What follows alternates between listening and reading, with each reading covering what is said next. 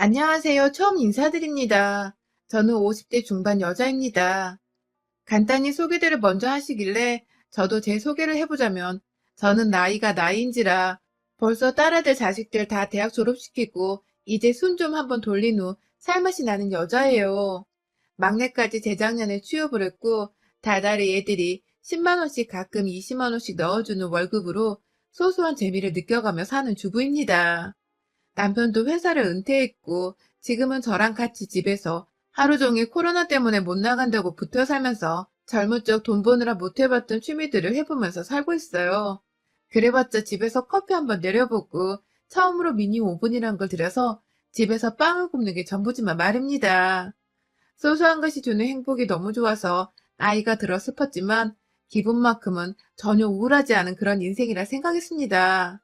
그런데 참, 이놈의 동서만 생각을 하면 제가 꾸준히 정기적으로 속이 뒤집히네요. 아무리 생각 안 하고 사려고 해도 잊을만 하면 제 속에 연병을 떨어주는 동서 때문에 커피 한 잔을 마셔도 이게 커피를 마시는 건지 까나리 액젓을 마시는 건지 모르겠고 그렇게 한참 또 소가리를 하면서 지내다가 자식들 보면서 원산복구가 됩니다. 이 나이에 참 친구 관계에서 속 끓이는 것 마냥 마음이 좋지 않네요. 저희 동서는 저보다 3살이 적습니다. 지금은 같이 50주를 맞이해서 나이 들어가는 처지인데 참 결혼을 할 적부터 부리던 버릇을 고쳐낼 생각을 못하네요. 처음 동서가 시집 오던 날 전 정말 기뻤어요. 무뚝뚝하셨던 시부모님 옆에서 말 한 번 더 나눠보면서 대화를 나도 동서가 생겼다는 사실에 친구를 소개받는 것만큼 기뻤습니다. 저희 남편이나 도련님이나 둘 다 서울 타지에서 일을 하고 있는 사람들인지라 시댁을 자주 찾아뵐 수가 없었고 그래서 결혼하기 전에 도련님이 한번 저희 집에 찾아와서 소개를 해줬고 그 이후 반년 정도가 지나서 결혼식장에서 다시 마주하게 되었죠. 그 사이 결혼 준비를 하기 바쁠 것 같아서 저까지 연락을 하면 정신이 없을까봐 따로 연락을 하진 않았었고, 그렇게 결혼식에서 만난 동서를 전 누구보다 축하를 해줬어요. 참 곱기도 고왔고, 들어보니 서울에서 대학을 나오고 직장까지 다닌다고 하더라고요. 멋진 동서를 두게 돼서 남편이랑도 도련님이 장가를 참 잘 가셨다며 뒤에서 많이 기뻐했습니다. 그런데 결혼하고 나서 처음으로 진득히 대화를 하게 된 동서는 생각보다 제가 기대했던 사람의 모습과는 달랐습니다. 그때가 설날이었던 것 같은데 설을 시댁에서 처음 지내는 동서가 많이 긴장을 할 것 같아서 제가 옆에서 동서, 몸 피곤하면 언제든 말하고 무리해서 절대로 일하지 마? 라고 말을 했었는데 저한테 그러더라고요. 형님, 저는 형님처럼 안 사니까 걱정 안 하셔도 돼요. 라고 말입니다. 이게 참 순간적으로 지나가며 들은 말인데 기분이 묘하더라고요. 나처럼 사는 게 무슨 뜻이길래 나처럼 안 산다는 말을 할까 싶어서 기분이 좋지 못했습니다.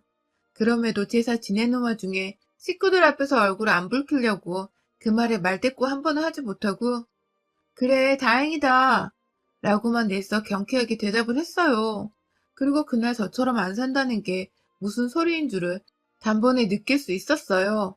동서는 코앞에서 시어머니가 갖다 놓으라는 것도 그냥 듣고서 가만히 있더라고요. 네, 저보고 하라는 소리였습니다.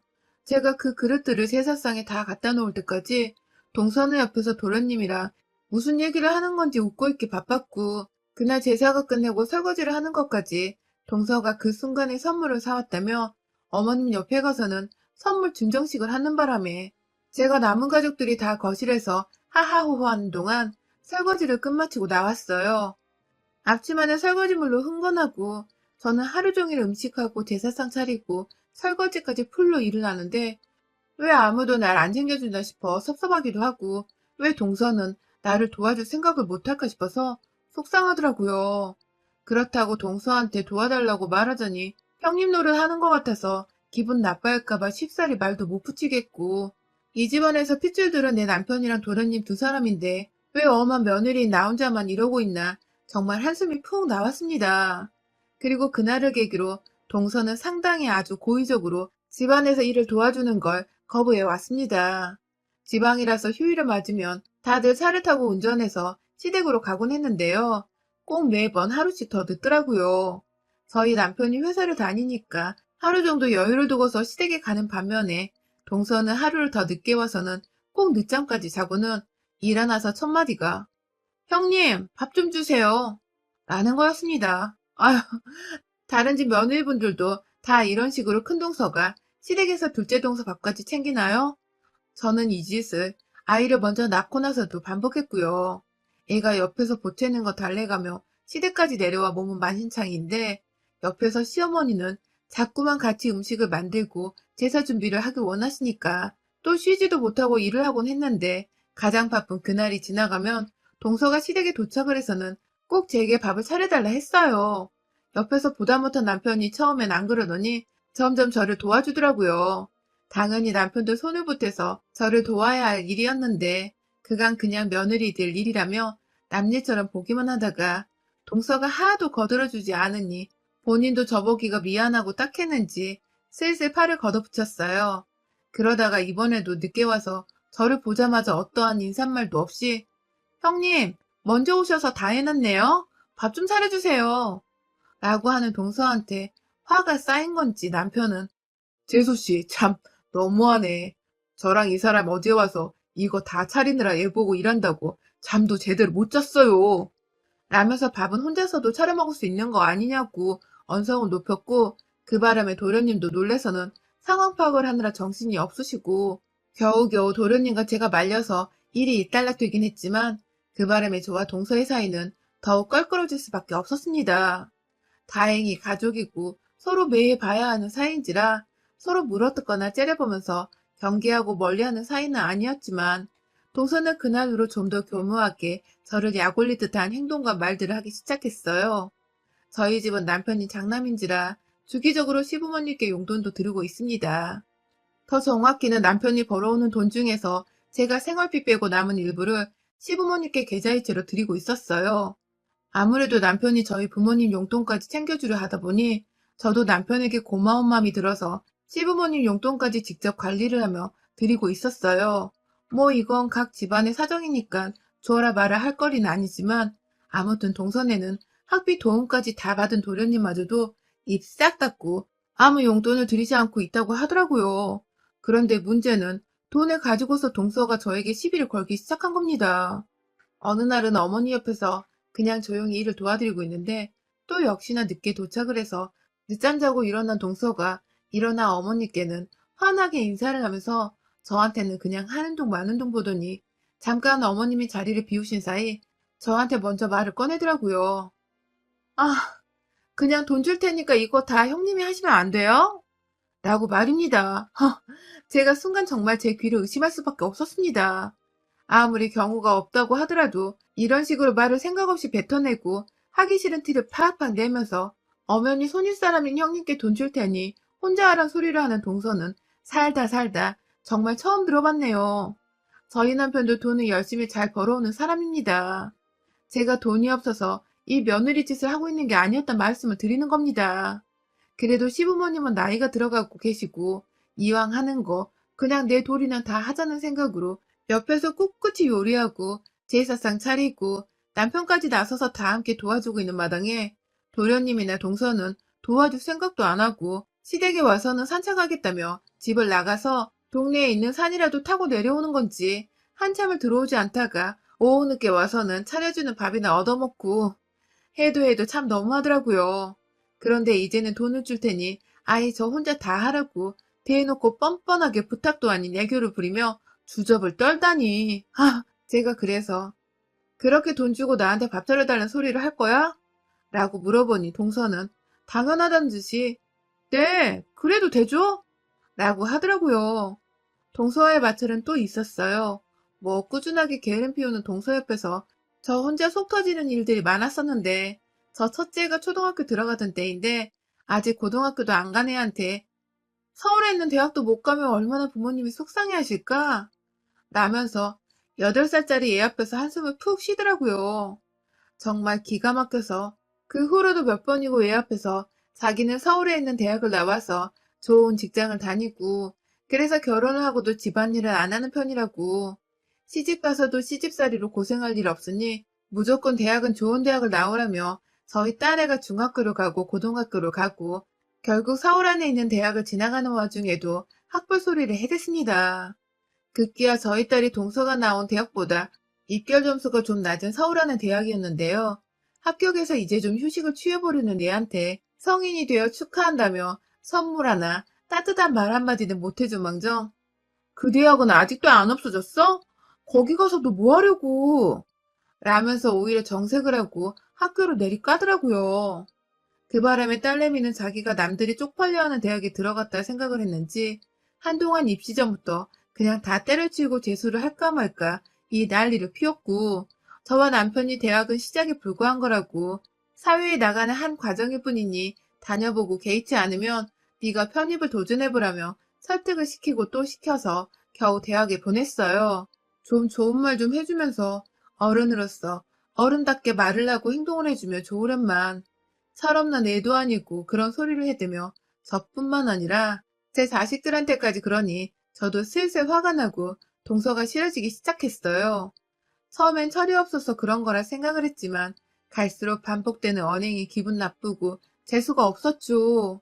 그럼에도 자식들 앞에서 화를 내고 난동을 피우기 싫어서 저 하나 희생하자는 마음으로 그냥 참았습니다. 지금 생각하면 왜 진작 아무 말도 못했나 싶어서 너무 분하지만, 그럼에도 애들 정서 생각하면 무조건 참은 건데, 아휴, 안타깝게도 제가 생각했던 것과는 전혀 다른 결과를 초래했더라고요. 저희 딸내미는 자라오면서 엄마가 동서 때문에 힘들어하는 걸 다 봤고, 또 자기도 작은 엄마로부터 대학 얘기부터 시작해 자신을 무시하는 듯한 소리를 들어대니 열이 좀 많이 받았나 보더라고요.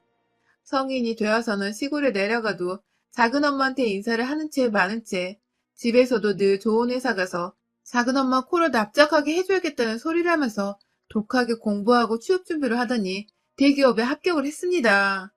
저로서는 너무 자랑스럽고 대견했죠. 그런데 문제는 우리 애가 지금 회사 입사한 지가 어느덧 5년 정도가 되어 가는데요. 애가 취업 준비를 하던 때에도 어디 그 대학 졸업하고 얼마나 좋은 회사 가는지 작은 엄마가 한번 보고 싶다 하면서 약을 올려대기 바쁘더니, 우리 애가 좋은 직장에 멀쩡하게 취업 성공을 하고 나서도 동서나 아주 막 나가더라고요. 동서도 딸이 하나 있습니다.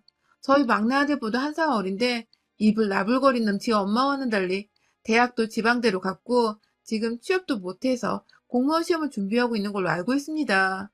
왜인지 시댁에 한 번도 데려오지를 않아서 저도 남편 통해서 도련님으로부터 들은 소식들을 간간히 듣고 있는 정도예요. 아무튼 지 자식이나 좀 제대로 키우고 살 것이지. 인연이 진짜 사람 열받게 내 자식을 가지고 자꾸만 길을 죽이려 하고 시비를 걸더라고요. 좋은 대학 나왔고 걱정하던 것을 코 납작하게 해줄 만큼 좋은 회사도 떡하니 들어갔는데 꾸준하게 제 딸을 무시하는 겁니다. 네가 정말 출세했다. 부모가 지방대를 나오면 보통 꼭 대학을 못 가던데 하는 말부터 시작해서 그 회사 얼마 못 다닐지도 몰라. 학벌이 좋지 않으면 대기업에서 절대로 버티기가 힘든 게 사회야. 라면서 아직 잘 다니고 있고 승진까지 한 내 딸한테 금방 잘릴지도 모른다 소리를 해대면서 얼굴에는 소름 끼칠 정도로 착한 척 미소를 지어댔어요. 얘 머리에 도대체 뭐가 든 건지 모르겠을 정도로 얘가 참 뻔뻔하고 못되더라고요. 딸도 점점 스트레스가 쌓이고 참다 참다 안 되겠었는지 재작년에 숙모, 얘나 잘 키우세요 하면서 말대꾸를 한 번 했다가 동서가 내내 우리 애는 생각이 깊어서 노후가 보장되는 공무원을 준비하는 거라며 요즘은 100세 시대니까 무조건 오래도록 일할 수 있는 걸 찾아야 한다면서 또 자기 자식 자랑에 내 딸이 말을 함부로 한다고 뒷담화에 아주 정말 난리가 아니었습니다. 물론 저는 한 귀로 흘려듣는 게 버릇이 되어 동서 말을 깨끗하게 무시한 채 내 딸을 향해서 엄지손가락을 치켜주며 잘했다고 칭찬을 했고요. 그런데 올해는 저희가 좀 다른 설을 일찍 보내게 되었어요. 오래전 시아버지는 병으로 먼저 세상을 떠나셨고 바로 작년 말에 시어머니께서 돌아가신 겁니다. 너무 멀쩡하셨던 분께서 갑자기 돌아가신 바람에 저희 집이나 도련님네나 코로나 뚫고 모여서 장례를 치르고 상 치르고 정말 정신이 없는 해였어요. 마음도 많이 울적했고 그냥 사람 인생 참 허무하다며 마음 좀 끓이는 와중에 올 초 49제를 위해 저를 한번 찾았다가 도련님네랑 다 같이 저희 집에 모였습니다. 다른 이유 없었고 그냥 시부모님이 다 돌아가신 마당에 우리도 이렇게 나이가 들어가는데 남은 가족들끼리라도 잘 지내야 하지 않나 싶은 생각에 남편이 먼저 꺼낸 생각이었고 저도 흔쾌히 받아들였죠. 남편에게 하나뿐인 동생인데 저랑 껄끄럽던 이유로 피부치를 멀리하게 할 수는 없는 노릇이었고 와이프들 문제 빼고는 도련님과 저희 부부는 정말 잘 지내는 사이였거든요. 아무튼 그렇게 저희 집에 도착을 했는데 저희 아들은 회사 가까이인 분당에서 자취를 하고 있고 저희 딸은 저희 부부랑 셋이서 살고 있는데 그날 저녁에 딸이 퇴근을 하고 집에 왔어요. 저희 부부랑 도련님네 부부는 아주 간단하게 이른 저녁을 먹고는 잠시 커피를 마시는 중이었고요. 간간히 동서가 평생토록 만족하면서 살았던 저희 집 평수를 들먹이면서 형님은 아무리 셋이서 산데도 이렇게 좁은 곳에서 살아줘요? 하면서 집 가지고 또 뺀질거리는 소리를 해대길래 제가 한 번 또 한숨 쉬며 찻잔을 엎으려다가 양 옆에서 절 애처롭게 바라보는 남편과 도련님 눈빛에 참았습니다. 아휴, 말지라 떠는 건 나이가 들어도 절대 고쳐지는 게 아니구나 싶어서 어찌나 속이 터지고 또 안타깝던지요. 그러다 딸이 집안에 들어왔는데 아휴, 불안하더라고요. 딸은 숙모를 좋아하지 않는지라 집에서 마주한 동서를 보자마자 표정 관리를 못했어요. 안녕하세요 하고 인사를 하고는 그냥 방 안으로 들어가는 딸한테 저녁 먹었는지를 물어보러 따라 들어가려는데 뒤에서 동서가 그러더라고요. 아휴, 얘가 저렇게 어두워서 시집이나 제대로 가겠어요? 라고 말입니다. 아휴, 그러던 이내 회사는 아직 멀쩡히 다니는 거 맞아요? 라면서 대기업 다니는 척이 아니냐며 그 자리에서 웃기다고 웃는데 그 순간 방 안에 들어가던 딸내미가 나와서는 지금 뭐라고 하셨어요? 라고 물어봤고 저랑 남편이 안절부절 못하면서 그냥 어른이 하는 말씀이야 하면서 들여보내려 하는데 딸내미가 나도 어른이야. 나 지금 30 먹었어, 엄마. 하면서 다시 동서를 향해 방금 뭐라고 했냐고요. 라고 소리를 지르는 겁니다. 동서는 그 나이를 처먹고도 얘한테 질 생각을 안 하고 한다는 소리가 어머머, 얘 말하는 거 봐. 누구 닮은 거야, 너? 어른한테 그게 무슨 이라고 칼칼한 목소리로 기분 나쁜 말을 하는데 옆에서 저희 남편이 아, 좀 그만 좀 못해요? 하면서 동서를 향해서 으름장을 놓고요. 그 말이 끝나자마자 동서, 참말 이상하게 한다. 누구 닮긴 내 새끼인데 날 닮지 누구 닮아. 하면서 손가락질을 하면서 동서를 향해 삿대질을 하기 시작했고요.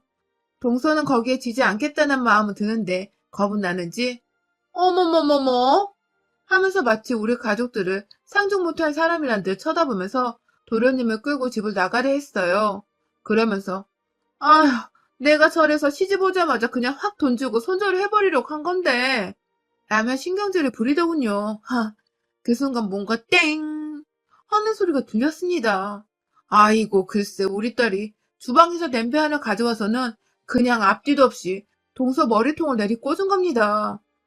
그 울렁거리는 쇳소리가 제 귀뚱으로 들릴랑 말랑 하는 와중에 동서는 아파 뒤지겠다며 냄비에 눌리자마자 그 자리에 폭삭 안고는 정수리를 쥐어싸고 야! 하는데 내 딸한테 자꾸만 야! 너!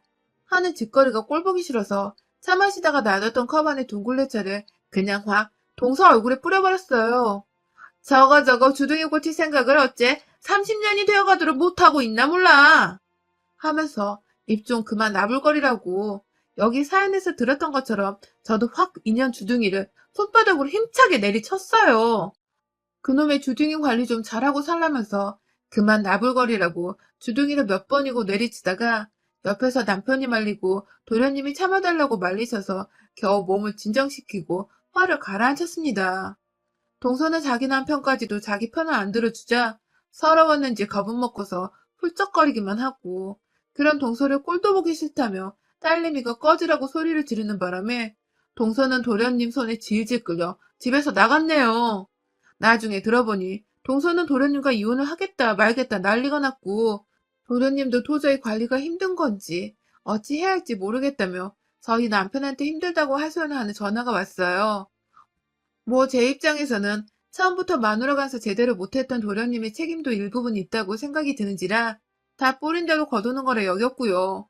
아무튼 남편부터 시작해서 딸내미의 냄비 한 방, 그리고 저희 주둥이 가격으로 완전 KO를 시켜버린 동서는 앞으로 다시 볼 생각도 없고 시어머니 돌아가신 마당에 저희끼리 그냥 간소하게 도련님 불러서 온 마음 다해 제사를 지내보려 합니다. 어찌되었든 자손들이 정성스레 마음 써주는 걸 조상님들도 가장 바라는 것일 테니까요. 진작에 주둥이 나불거릴 때 그 입을 꿰매버리겠다고 쳐줬어야 했던 건데, 아휴, 왜 이제와 이지랄을 떨었는지 다소 아쉽긴 하지만 그간 결혼 생활하며 동서한테 쌓였던 화들을 한 번에 씻어낼 수 있었던 연초의 깜짝 이벤트였네요. 앞으로는 매해 온전히 가족들과 평온한 마음으로 명절을 지내볼 수 있을 것 같아 벌써 설이 기대가 됩니다. 나이 50줄에 손으로 사람을 칠 줄은 몰랐는데 막상 얄미운 년 하나 때려보고 나니 속이 너무 시원하네요. 여러분의 생각은 댓글로 남겨주세요. 오늘도 시청해주셔서 정말 감사합니다.